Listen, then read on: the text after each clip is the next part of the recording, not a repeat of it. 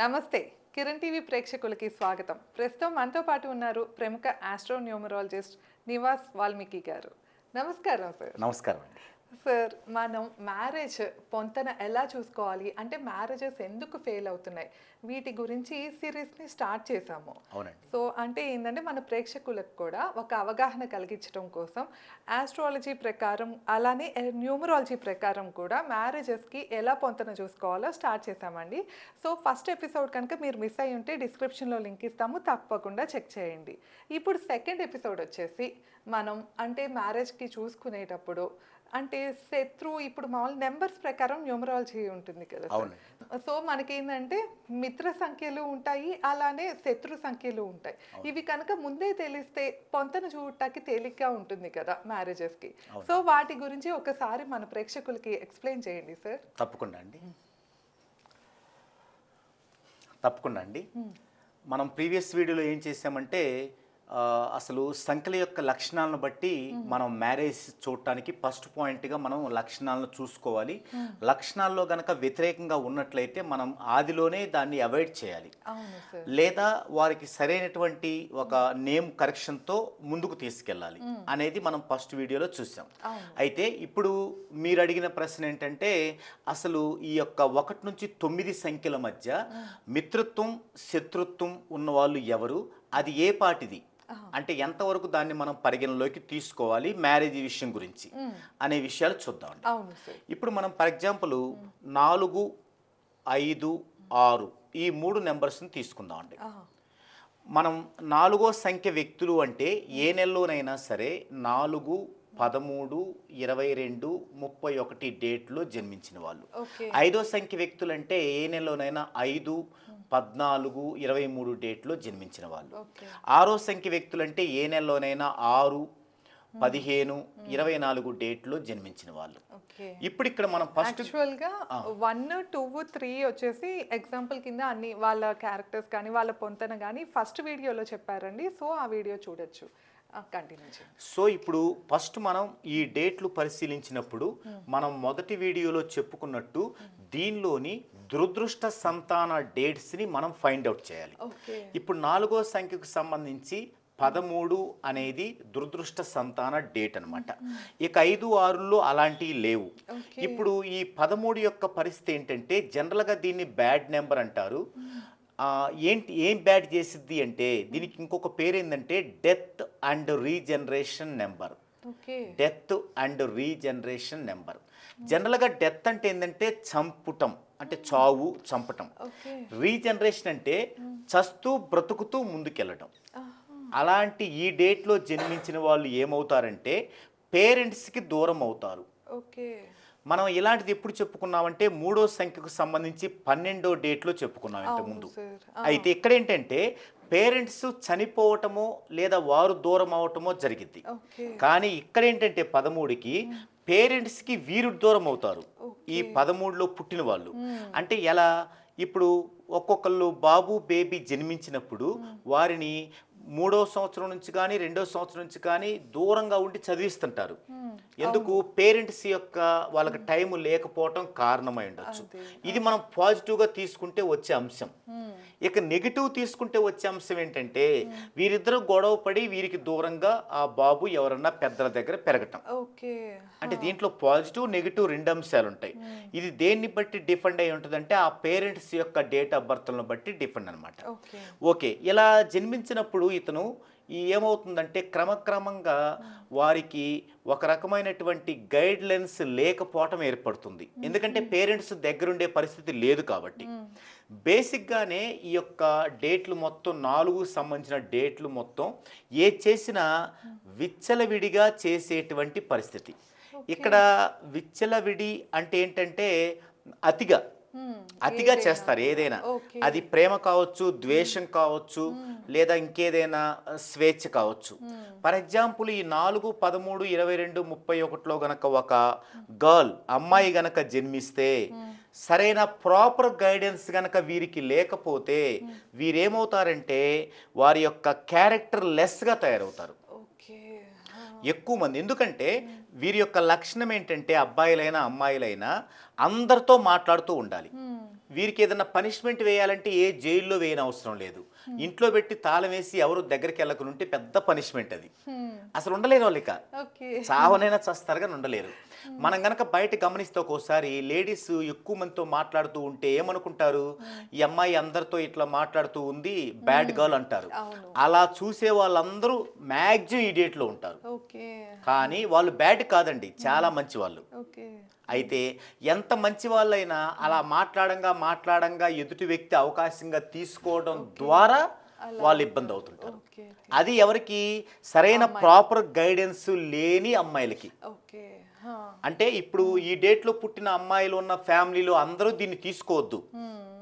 Guidance ఉండి weekly 1 time దైవ నిమిత్తం అంటే దేవుని యొక్క పరిస్థితిని పరిచయం చేస్తూ టెంపుల్ తీసుకెళ్తూ పెద్దల పట్ల ఎలా ఉండాలో చెబుతూ ఇలాంటి పరిస్థితి వీరి పేరెంట్స్ దగ్గర ఉంటే మాత్రం వీరు చాలా గుడ్ గర్ల్స్. ఓకే. అంటే అది పెంపకాన్ని బట్టి ఇంట్లో ఉంటుంది పరిస్థితి బట్టి. అది. అయితే ఇక్కడ మరి పెంపకాన్ని బట్టే కదా ఎవరిదైనా ఉండేది అనుకోవద్దు. 1 నుంచి 9 సంఖ్యలో పెంపకం బాగలేకపోయినా వాళ్ళకై వాళ్ళు బాగుంటారు, ఓకే. కానీ వీళ్ళకి అది కుదరదు. ఓకే. పెంపకం ఖచ్చితంగా బాగుండాలి, వాళ్ళకి టైం కేటాయించాలి మనం. కాబట్టి ఇప్పుడు 4వ తేదీలో ఉన్న వాళ్ళందరూ నేను చెప్పేది పాయింట్గా తీసుకొని ఫీల్ అవ్వాల్సిన అవసరం లేదు. మీరు కరెక్ట్గా ప్రాపర్ వేలో ఒక డివైన్గా పెంచగలిగితే, పెద్దల పట్ల జాగ్రత్తగా వాళ్ళు గౌరవించేలా పెంచగలిగితే వాళ్ళకి ఇప్పుడు నేను చెప్పేది వర్తించదు. ఇప్పుడు నా దగ్గరికి మ్యాచింగ్కి వచ్చిన అబ్బాయిలు ఎవరొచ్చినా వారి మ్యాచింగ్ అమ్మాయిలు కనుక ఇలా వస్తే నేను ఖచ్చితంగా వద్దంటాను. ఓకే. ఎందుకంటే నాకు ఉన్న వాళ్ళల్లో 100ల కొలది మంది ఇలాంటి వాళ్ళని నేను క్యారెక్టర్ లెస్గానే చూశాను. ఓకే. కేవలం ఇందులో పుట్టిన వాళ్ళందరి గురించి నేను చెప్పటం లేదండి, ఇందులో పుట్టి ప్రాపర్ గైడెన్స్ లేని వారి గురించి చెప్తున్నాను. సో ఇది ఇప్పుడు నేను చెప్పిన ఈ అవగాహన అనేది ఇద్దరికి మ్యారేజ్ చేసేటప్పుడు చాలా చాలా చాలా అవసరం. అదే ఇప్పుడు అబ్బాయిలు అయితే సార్, అబ్బాయిలు కూడా సేమ్ ఇలాగే ఉంటుందండి. కానీ మనకి ఏంటంటే మన సొసైటీ మేల్ డామినేషన్ సొసైటీ. అబ్బాయిలు ఎంత ఎక్కువగా ఉంటే అతను అంత అబ్బాయి అంటారు. వాస్తవం జరిగేది కదండి, అది అమ్మాయిలకు కుదిరే పరిస్థితి కాదు. ఎందుకంటే అబ్బాయిలకి ఎక్కువ ఉంటే ఒకానొక టైంలో అతని మీద బాధ్యతలు ఉంటాయి, తర్వాత అతను కొన్ని పనుల్లో బిజీ అవ్వాల్సి వస్తుంది, వాళ్ళకి తెలిసి వస్తుంటది ఇలా చేయకూడదని. కానీ లేడీస్కి అలా తెలిసి వచ్చే లోపే ఏమవుద్ది, రికగ్నైజ్ అయిపోతారు. దానివల్ల ఫ్యామిలీ స్ట్రగుల్స్ వస్తుంటాయి అన్నమాట. అయితే ఇది మనం గమనించడం వల్ల వివాహ వ్యవస్థలో వాళ్ళు డైవర్స్కి దారి తీయకుండా ఉంటారు. ఇది ఒకటి. తర్వాత 4వ సంఖ్య వ్యక్తులు 1వ సంఖ్య వ్యక్తులతో ప్రేమికులుగా ఉంటారు. న్యూమరాలజీ పరంగా 4వ సంఖ్య పర్సన్స్ 1వ సంఖ్య పర్సన్స్ మంచి ప్రేమికులు. అయితే ఈ మంచి ప్రేమికులు వారు గనక పెళ్లి ద్వారా ఒకటైతే ఖచ్చితంగా డైవర్స్ అవుతాయి వాళ్ళకి. ఎందుకంటే వీరి యొక్క ప్రేమ ఎంతవరకు ఉంటుందంటే ఒక భాగస్వామ్యం, ఒక వ్యాపారంలో భాగస్వామ్యంగా ఉండటం వల్ల వ్యాపారం బాగా అభివృద్ధి చెందిద్ది. తర్వాత స్నేహంలో కలిసి ఉండటం వల్ల ఆ స్నేహంలో కూడా వాళ్ళు హెల్ప్ చేసుకోవటం అనేది బాగా అభివృద్ధి చెందిద్ది. కానీ మ్యారేజీకి వచ్చేసరికి మాత్రం ఎట్టి పరిస్థితుల్లో వాళ్ళు కలిసి ఉండలేరు. ఎందుకు ఉండలేరంటే మనం చూస్తుంటామండి, మితిమీరిన ప్రేమ ఎప్పుడూ కూడా అది దూరంగా ఉన్నంత వరకే వాల్యుబుల్గా ఉంటుంది. మితిమీరిన ప్రేమ దగ్గరగా ఉందనుకోండి, 1 రోజు 1 నెల 1 సంవత్సరం తర్వాత ఏంటి ఎంతనే మొహం మొత్తేసిద్ది. సో వీళ్ళు అలా దూరంగా ఉంటేనే మంచిది. కాబట్టి మ్యాచింగ్ చూసేటప్పుడు 1కి చెందిన 1, 10, 19, 28 డేట్లు వాళ్ళతో 4కు సంబంధించిన 4, 13, 22, 31 డేట్లను అస్సలు సూచించకూడదు. ఇకపోతే 5 గురించి మాట్లాడుకుంటే 1 నుండి 9 సంఖ్యలలో ద బెస్ట్ నెంబర్ అంటే 5 అండి. 5 అంటే 5, 14, 23. అయితే ఈ 3 డేట్లలో 14వ డేటు వాళ్ళకి కొంచెం ఇబ్బందికరంగా ఉంటుంది. అయితే మనం చెప్పుకునే 13, 12, 10, 28 అలాంటి ఇబ్బంది కాదు. అయితే వీళ్ళకంటే కొంచెం ఇబ్బందిగా ఉంటుంది అంతే తప్ప ఈ 3 డేట్లు కూడా చాలా మంచి డేట్లు. ముఖ్యంగా ఎవరికి ఈ డేట్లని మనం మ్యాచింగ్కి ఇస్తామంటే 1 నుండి 9లో ప్రమాదకరమైన నంబర్స్ ఏంటంటే 1, 4, 7, 8 ఇవి ప్రమాదకరమైనవి. 1 ఎలా ప్రమాదకరం అంటే ముఖం మీదే కొట్టినట్టుగా మాట్లాడటం తన చుట్టూ ఉన్న వాళ్ళందరినీ శత్రువులుగా తీసుకోవటం. 4 ఎలా ప్రమాదం అంటే మనం ఇంతకుముందు పెద్ద క్లాసే తీసుకున్నాం దీని గురించి, అలా ప్రమాదం. ఇక 7 ఎలా ప్రమాదం అంటే వీళ్ళు మనం ముందు వీడియోస్లో చెప్పుకుంటాం, వీళ్ళు మితిమీరిన తెలివితేటలు కలిగిన వాళ్ళు. ఎవరైనా ఈ ప్రపంచంలో మనిషి ప్రశాంతంగా ఉండాలంటే ఇంత తెలియాలంటే ఇంతే తెలియాలి, ఇంత తెలియాల్సినోడికి ఇంత తెలియకూడదు, ఈ 7లకి ఇంత తెలుస్తుంది అనమాట. ఉదాహరణకి మన రామ్ గోపాల్ వర్మ గారి లాగా. సో ఇలాంటి వాళ్ళని భరించడం చాలా కష్టం అవుద్ది. ఇక 8 ఏంటంటే శని జాతకులు. వీరేంటంటే ఒక్కసారి ఉండదు వాళ్ళ మైండ్. ఇప్పుడు ఇక్కడ ఒక పని చేస్తారు, ఈ పని కాదు ఇంకొక పని అంటారు, ఇంకొక పని అంటారు, ఇంకొక పని అంటారు. ఒక పనిలో పీక్ స్టేజ్ అందుకునే లోపే దాని నుంచి బయటకు వస్తారు, ఇంకొక పని మొదలు పెడతారు. లేదా ఈ ప్లేస్ వద్దు ఇంకొక ప్లేస్ అంటారు. మరి ఇలాంటి ఏమంటారంటే మన వైజాగ్లో అయితే తింగరోళ్ళు అంటారు. ఇలాంటి తింగరోళ్ళు లేదా మెంటల్ బ్యాచ్ని భరించాలంటే ఈ 5 అనమాట. సో వీళ్ళు ఎప్పుడన్నా మ్యాచింగ్కి వచ్చినప్పుడు వీళ్ళకి లైఫ్ పార్ట్నర్ కావాలంటే ఖచ్చితంగా 5, 14, 23 వాళ్ళనే మనం ఎంచుకోవాలి. అంటే వీళ్ళకి పేషెన్స్ ఎక్కువ. ఎందుకంటే బుధ జాతకులు చాలా అంటే చాలా పేషెన్స్ అనమాట. కాబట్టి వీళ్ళు ఏం చేయగలరంటే వీళ్ళ మొత్తాన్ని కూడా మార్చగలుగుతారు ఒకనొక టైంలో. కానీ వీళ్ళకి 5 కాకుండా ఎవరు అటాచ్ అయినా కూడా ఖచ్చితంగా డైవర్స్కి వెళ్ళిపోతారు.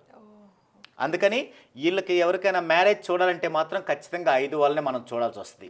మనకి నేమ్ టోటల్ అప్పుడు కూడా మన ప్యాటర్న్కి సంబంధించి 1, 2, 3, 6 ఇలా ఉందనుకోండి. ఇలా ఉన్న వాళ్ళకి, ఈ ప్యాటర్న్ ఉన్న వాళ్ళకి, ఇక్కడ 6 ఉన్న వాళ్ళకి ఏమైందంటే హెల్త్ ప్రాబ్లమ్స్ ఎక్కువ ఉంటాయి.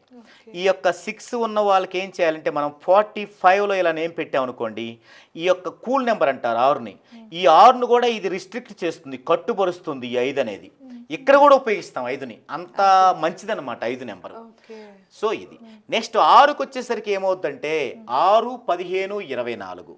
ఈ 6కు వచ్చేసరికి మనకి మిత్రులు కాదు కానీ శత్రువులు చూసుకోవాలి. ఈ 6కు వచ్చేసరికి శత్రువులు ఎవరంటే 1వ సంఖ్య వ్యక్తులు. అంటే 1, 10, 19, 28 ఈ 4 డేట్లో పుట్టిన వాళ్ళని 6వ నెంబర్కి యాంటీ పర్సన్స్ అంటారు.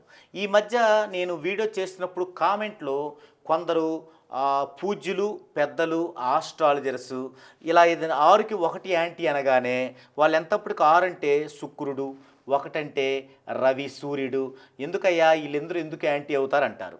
వాళ్ళందరూ నాకంటే పెద్దలే పూజ్యులే. అయితే ఇక్కడ ఈ యొక్క విధానంలో నేను వాళ్ళకి విన్నవించుకునేది ఏంటంటే ఇది న్యూమరాలజీ పరంగా అప్డేట్ అయినటువంటి విషయం అండి. ఒకవేళ మీరు విన్నది కనుక ఇది కరెక్ట్ కాకపోతే మీరు పర్సనల్గా కనుక నాకు ఫోన్ చేసినట్లయితే ఎందుకు నేను ఇలా చెప్పాల్సి వస్తుందో మీ దగ్గర విన్నవించుకుంటాను. సగౌరవంగా మిమ్మల్ని గౌరవిస్తూ విన్నవించుకుంటాను. దయచేసి మీరు అలా కామెంట్ పెట్టినందులో ఉపయోగం ఏముంది చెప్పండి. ఇది సబ్జెక్ట్, అప్డేటెడ్ సబ్జెక్ట్. మీకు తెలియదని కాదు, కానీ ఇది అప్డేటెడ్ సబ్జెక్ట్ అనమాట. ఓకే, ఈ విధంగా ఈ 6 సంఖ్య వాళ్ళు అంటే 6, 15, 24లో పుట్టిన వాళ్ళు వీళ్ళు ఎలా ఉంటారంటే కొంచెం సెన్సిటివ్గా, నీట్గా ఉంటారండి. ఈ సంఖ్య వాళ్ళందరూ కూడా ఏసీలలో పనిచేసేటువంటి ప్లేసులో ఉంటారు. సాఫ్ట్వేరు, తర్వాత మన షాప్స్, బట్టల షాప్స్, అంటే గ్లామర్ని పెంచేటువంటి వాటిల్లో, కాస్మోటిక్స్ వాటిల్లో ఉంటారు. వాళ్ళు ఎప్పుడూ కూడా ఐరన్ లేని బట్టలు అసలు ధరించరు. ఎప్పుడు నీట్గా కనిపించడానికి వీకు స్కోప్ ఉంటుంది. మరి 1వ సంఖ్య వాళ్ళ పరిస్థితి ఏంటి? వీళ్ళు సూర్యుడిలాగా బగబగా మండుతారు, రఫ్గా ఉంటారు. అందుకని వీరు యాంటీగా ఉంటారనమాట. మనకి ఎప్పుడైనా ఈ సంఖ్య వారికి వివాహం చూడాల్సి వచ్చినప్పుడు ఈ సంఖ్యలను మనం ఎట్టి పరిస్థితిలో కూడా ప్రిఫర్ చేయకూడదు. మరి ఎవరిని ప్రిఫర్ చేయాలి? మనం చెప్పుకున్నాం, అందరికీ కూడా ఆమోదయోగ్యం 5వ సంఖ్య వాళ్ళు, బుధ సంఖ్య జాతకులు, వీళ్ళని చేయొచ్చు. వీళ్ళ తర్వాత 9 కుజ సంఖ్య జాతకులు, వీళ్ళు కూడా 9ని డివైన్ నెంబర్ అంటారు. అంటే ఈ యొక్క నీట్గా ఉండే వీరికి 9వ సంఖ్య వారు కూడా చాలా సూటబుల్గా ఉంటారు. కాబట్టి ఈ 2 సంఖ్యల వాళ్ళని మాత్రమే వీళ్ళకి ప్రిఫర్ చేయాలి. 1 అసలు చేయకూడదు. ఈ 1, ఈ 2 కాకుండా మిగతా 6 సంఖ్యలు అనేవి వారికి ఏంటంటే యావరేజ్గా చేయొచ్చు మనం. అంటే సెకండ్ ఆప్షన్గా తీసుకోవచ్చు అనమాట. లేదు వీరికి వీరే తీసుకోవచ్చు. 6వ సంఖ్య వరకు 6వ సంఖ్య బాగుంటుంది. ఎందుకంటే ఇద్దరు సెన్సిటివే కాబట్టి ఒకరినొకరు అర్థం చేసుకోగలుగుతారు అనమాట. ఈ పరిస్థితి ఏ సంఖ్యకు ఉండదు. మరలా సేమ్ సంఖ్య వాళ్ళు ఒకే వరలో 2 కత్తులు ఇమ్మడుంటుంటారు, కానీ ఇక్కడ వీళ్ళకి మాత్రం బాగా సెట్ అవుతారు, ఎందుకంటే ఇద్దరు నీట్గా ఉండడానికి ప్రయత్నిస్తారు. అది ఆ విధంగా మనం మిత్రులు ఎవరు శత్రువులు ఎవరు అని తెలుసుకోవటం కూడా ఈ యొక్క న్యూమరాలజీ ప్రకారం ఎలాంటి డైవర్స్ లేకుండా వాళ్ళ మధ్య, తర్వాత ఎలాంటి విభేదాలు లేకుండా 100 ఏళ్ళు సుఖంగా వాళ్ళు జీవించడానికి ఈ జాగ్రత్తలు మనం తీసుకోవచ్చండి. తప్పకుండా. సో విన్నారు కదా, ఈ వీడియోలో మనం మ్యారేజెస్ పొంతన గురించి ఎంతో విషయాలు తెలుసుకున్నాము. సో మరిన్ని వీడియోస్ కోసం మన ఛానల్ తప్పకుండా సబ్స్క్రైబ్ చేసుకోండి. అలానే మీకు ఎలాంటి డౌట్స్ ఉన్నా సార్ని సంప్రదించాలన్నా కింద సార్ నెంబర్ ఇస్తున్నాం, తప్పకుండా కాంటాక్ట్ అవ్వండి. ధన్యవాదాలు.